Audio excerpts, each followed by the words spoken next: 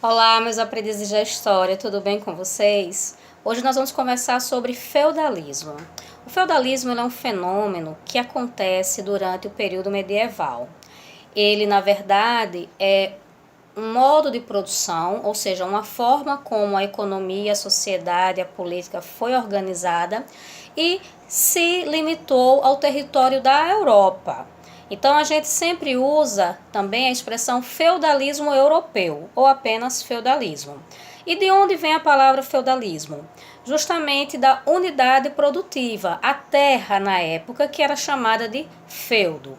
O feudalismo ele tem origem na desagregação do Império Romano, quando as famílias que tinham mais condições fugiram para o interior, criando o que nós chamamos de ruralização da sociedade. Além do mais, essas famílias elas passaram a conviver também com elementos que tinham origem nas sociedades germânicas e por essa razão aconteceu a fusão de elementos culturais entre a cultura cristã e esses povos de origem germânica, dando origem então ao que nós chamaremos de identidade medieval ou cultura medieval.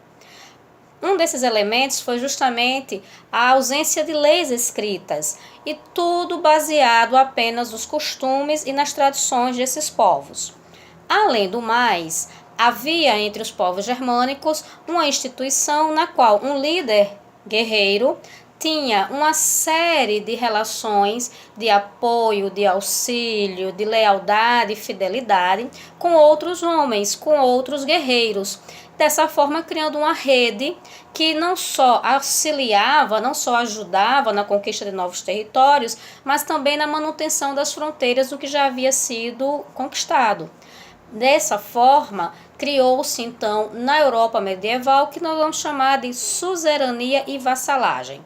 Os suzeranos eram aqueles que doavam um benefício ou uma terra e vassalos seriam aqueles que estavam presos por um juramento de lealdade e fidelidade a esse suzerano. Além desse elemento político, da suzerania e da vassalagem, a autoridade principal, então, nessa fase, eram os senhores feudais, que, ao lado da Igreja Católica, controlavam toda a sociedade. Uma outra característica do feudalismo, então, é a ruralização. Por ruralização, nós vamos entender que todas as atividades que eram concentradas nas cidades, elas foram extintas e então transformadas em atividades nas regiões, nos feudos, no campo ou no interior, como vocês queiram chamar.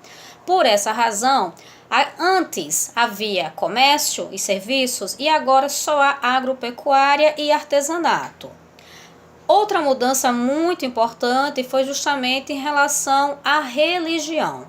A Igreja Católica passa a ser a instituição predominante, não só influenciando o ethos, influenciando o modo de vida das pessoas, mas também criando uma cultura teocêntrica, marcada pela sua influência em todos os aspectos da vida humana.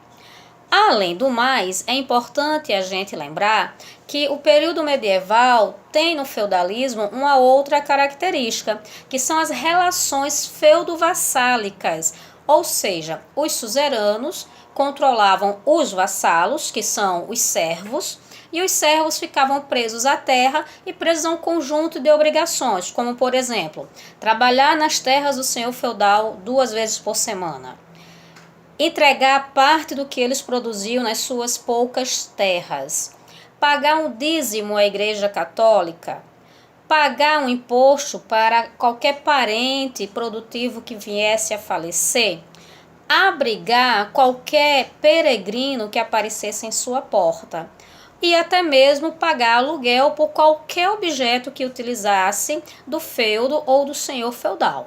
O feudo, ele tinha algumas regiões bem determinadas, como por exemplo, as áreas que eram do senhor, chamado de manso senhorial, as terras que eram só para os servos morarem e cultivarem, ou manso servil, e aquelas terras que eram mais coletivas, como florestas e bosques.